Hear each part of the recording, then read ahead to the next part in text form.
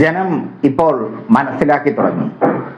സതീശൻ ജനങ്ങളെ പറ്റിക്കുകയായിരുന്നു. ജനം ഇപ്പോൾ പറഞ്ഞു തുടങ്ങി, പിണറായി ആയിരുന്നു ദൈവം. പാവപ്പെട്ടവർ പറഞ്ഞു തുടങ്ങി. ലൈഫ് മിഷൻ പദ്ധതി നിർത്തലാക്കാൻ സതീശൻ തീരുമാനിച്ചു. ലൈഫ് മിഷൻ പദ്ധതി എന്നാൽ പാവപ്പെട്ടവർക്ക് വീട് വെച്ച് നൽകുന്ന പദ്ധതി.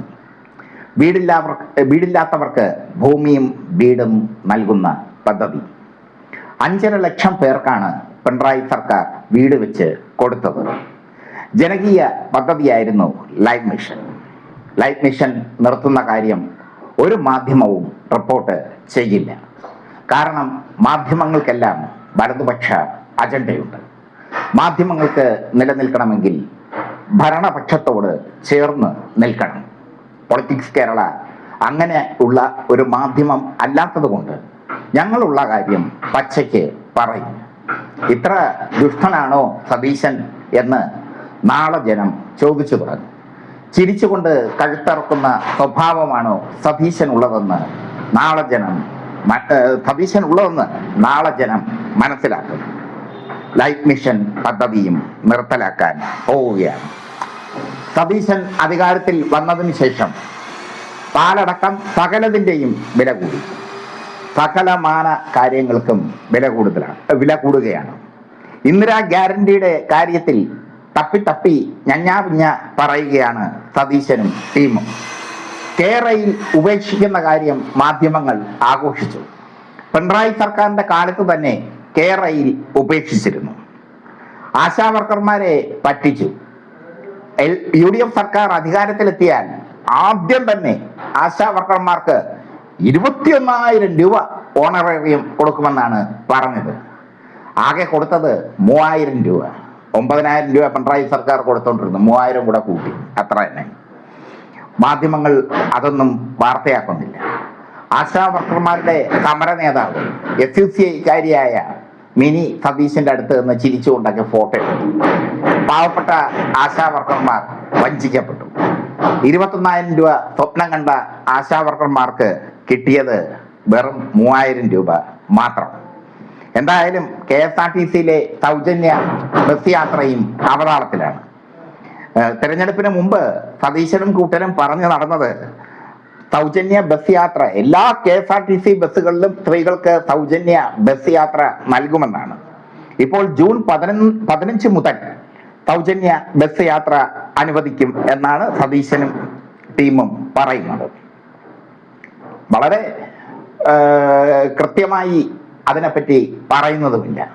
ഏതൊക്കെ ബസ്സിൽ, എവിടെയൊക്കെ സ്ഥലത്ത് ദീർഘദൂര സർവീസുകളിൽ സൗജന്യ യാത്രയുണ്ടോ എന്നൊന്നും പറയുന്നില്ല. പിങ്ക് നിറത്തിലുള്ള ബസ് കൊണ്ടുവരും എന്നൊക്കെയാണ് വാർത്തകൾ. പെട്രോളിനും ഡീസലിനും വില കൂടി. എന്താ പറയാൻ, സതീശൻ വെറും ഉഡായിപ്പാണെന്ന് തെളിഞ്ഞിരിക്കും. സതീശന്റെ ഉഡായിപ്പുകൾ പതുക്കെ ജനം മനസ്സിലാക്കി തുടങ്ങിയിരിക്കുന്നു.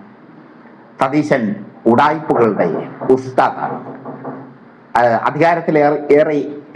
അധികാരത്തിലേറിയപ്പോൾ പുത്തനച്ചി പുരപ്പുറം തൂക്കുന്നത് പോലെ കുറെ വാഗ്ദാനങ്ങളൊക്കെ അങ്ങ് നടത്തി. ചില നിർദ്ദേശങ്ങളൊക്കെ, ചില ഉത്തരവുകളൊക്കെ അങ്ങിട്ടു. പക്ഷേ ഇപ്പോ ജനത്തിന് കാര്യം മനസ്സിലായി. ലൈഫ് മിഷൻ പദ്ധതി നിർത്തലാക്കുക എന്നുള്ളത് കഷ്ടമാണ് സതീശ. എത്ര പേർക്ക് വീട് ലഭിക്കുന്ന പദ്ധതിയാണ്? വീടും കുടിയും ഇല്ലാതെ, ഭൂമിയും ഇല്ലാതെ ബുദ്ധിമുട്ടുന്ന, വാടകയ്ക്ക് കഴിയുന്ന ജനങ്ങളുടെ കണ്ണീരൊപ്പാൻ പിണറായി സർക്കാർ കൊണ്ടുവന്ന പദ്ധതിയാണ് ലൈഫ് മിഷൻ. അതാണ് സതീശൻ നിർത്തലാക്കാൻ പോകുന്നത്. ഇപ്പോൾ പൊതുജനം കവിതയായി. വോട്ടിട്ടവർ, UDF-ന് വോട്ട് ചെയ്തവർ വിഡ്ഢികളായി. സതീശന് വേണ്ടി തെരുവിലിറങ്ങിയവർ വിഡ്ഢികളായി. സതീശൻ മുഖ്യമന്ത്രി സ്ഥാനം പിടിച്ചു വാങ്ങുകയായിരുന്നു. ബലമായി KC വേണുഗോപാലിന്റെ കയ്യിൽ നിന്ന് പിടിച്ചു വാങ്ങുകയായിരുന്നു. ആ പിടിച്ചു വാങ്ങിയ മുഖ്യമന്ത്രി സ്ഥാനം ഇപ്പോൾ സതീശൻ ഉപയോഗിക്കുന്നത് സ്വകാര്യ കാര്യത്തിന് വേണ്ടിയാണോ, ജനങ്ങൾക്ക് വേണ്ടിയല്ലേ എന്ന ചോദ്യം ഇപ്പോഴും ബാക്കിയാകുന്നു. എന്തായാലും പട്ടികജാതി പട്ടികവർഗ കുടുംബങ്ങളെ കുടിയൊഴിപ്പിക്കാൻ നടത്തിയ സതീശന്റെ പരാക്രമങ്ങൾ CPM ആണ് എതിർത്ത് തോൽപ്പിച്ചത്. അത് സതീശൻ സർക്കാരിന് ആദ്യം തന്നെ കളങ്കമായി മാറി. റിയൽ എസ്റ്റേറ്റ് മാഫിയകൾക്ക് വേണ്ടി സതീശൻ നിലകൊള്ളുന്നു, അല്ലെങ്കിൽ UDF സർക്കാർ നിലകൊള്ളുന്നു എന്നൊരു സൂചനയാണ് ഇപ്പോൾ ലഭിച്ചുകൊണ്ടിരിക്കുന്നത്. എന്തായാലും ഇനി 5 വർഷക്കാലം ജനം സഹിച്ചേ മതിയാവും. 5 വർഷക്കാലം നമ്മൾ സഹിക്കണം ഇനി എന്തൊക്കെ കൊണ്ടുവരുമെന്ന്. കേരളം ഇരുണ്ട കാലത്തിലേക്ക് പോകാൻ അധിക സമയമൊന്നും വേണ്ടിവരില്ല. ഒരുപാട് പ്രതീക്ഷകൾ സതീശൻ ജനങ്ങൾക്ക് കൊടുത്തു. UDF